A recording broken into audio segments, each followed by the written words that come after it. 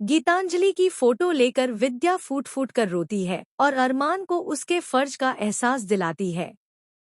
यह देखकर दादी सा विद्या पर भड़क उठती हैं। जी हाँ दोस्तों, सीरियल यह रिश्ता क्या कहलाता है का अपकमिंग ट्रैक अब बहुत ही दिलचस्प मोड़ लेने वाला है।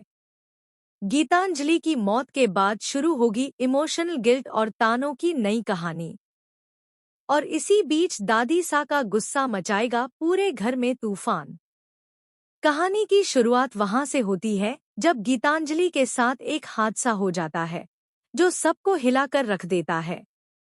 मसूरी में हुए इस एक्सीडेंट के बाद अरमान और अभीरा दोनों घर लौट आते हैं क्योंकि रिसोर्ट की जिम्मेदारी कुछ भरोसेमंद लोगों को सौंप दी गई है। एक मैनेजर और एक स्टाफ को चुना गया है जो इस जिम्मेदारी को पूरी तरह निभा सके। लेकिन दोस्तों, असली तूफान तो अभी बाकी था।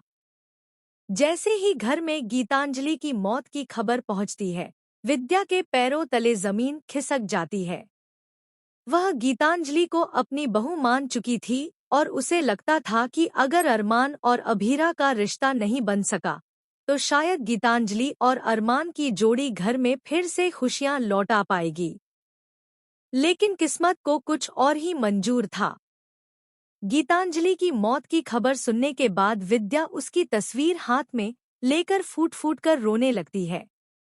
उसकी आंखों से आंसू ऐसे बहते हैं जैसे उसकी सारी उम्मीदें साथ बह गई हों। फिर विद्या अरमान के पास पहुंचती है और बहुत इमोशनल होकर कहती है, अरमान, गीतांजलि अब नहीं रही, लेकिन तू उसका फर्ज मत भूल।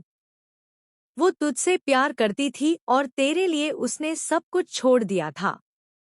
अब तेरा भी उसके लिए कुछ फर्ज बनता है। लेकिन अरमान गुस्से में साफ इनकार कर देता है। वह कहता है, बस करो मां, वो फर्ज नहीं था, वो मेरे लिए सजा थी।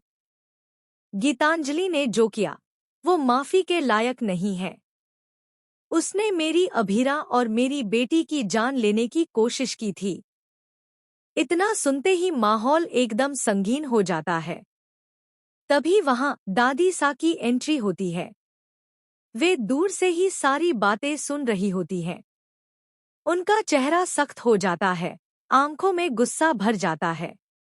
दादी सा सीधे विद्या के पास आती हैं और कड़क आवाज में कहती हैं, विद्या, अपनी मनमर्जी दूसरों पर थोपना अब बंद करो।